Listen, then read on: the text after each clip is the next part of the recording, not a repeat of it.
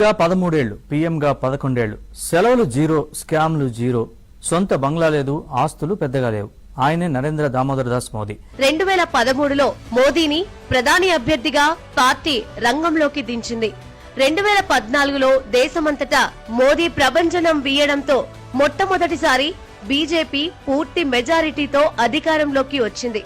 2019, 2024 సార్వత్రిక ఎన్నికల్లో కూడా మోదీ పార్టీకి విజయం సాధించి బీజేపీలో తనకు మరో ప్రత్యామ్నాయం లేదని నిరూపించుకున్నాడు. ఆయన హయాంలో బీజేపీ బలమైన పార్టీగా అవతరించి సొంతంగా దాదాపు 18 రాష్ట్రాలలో అధికారంలోకి రావడమే కాకుండా మొత్తం 21 రాష్ట్రాలలో ఎన్డీఏ సారథ్యంలో ప్రభుత్వాలను ఏర్పాటు చేసింది. మోదీ తీసుకొచ్చిన జీఎస్టీ విప్లవాత్మకమైనది.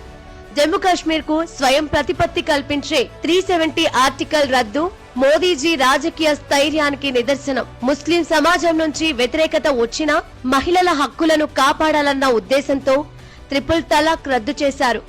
ఎన్ని విమర్శలు ఎదురైనా దేశ ప్రయోజనాల కోసం అనివార్యమయ్యే నిర్ణయాలను తీసుకున్నారు మోదీ. మోదీజీ తన నాయకత్వంలో జాతీయ భద్రతకు, ఆత్మగౌరవానికి పట్టం కట్టారు. యురీలో ఉగ్రదాడికి సమాధానంగా సర్జికల్ స్ట్రైక్ ను చేపట్టడం ద్వారా పుల్వామా ఘటనకు ప్రతిగా బాలాకోట్ పై వైమానిక దాడి నిర్వహించి భారత్ ఉక్కు సంకల్పాన్ని పునరుద్ఘాటించారు.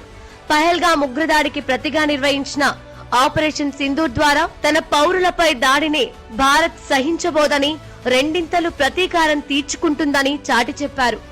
అంతర్జాతీయ వేదికలపై భారత వైఖరిని దృఢంగా, ధీమాగా ప్రకటిస్తున్నారు మోదీ.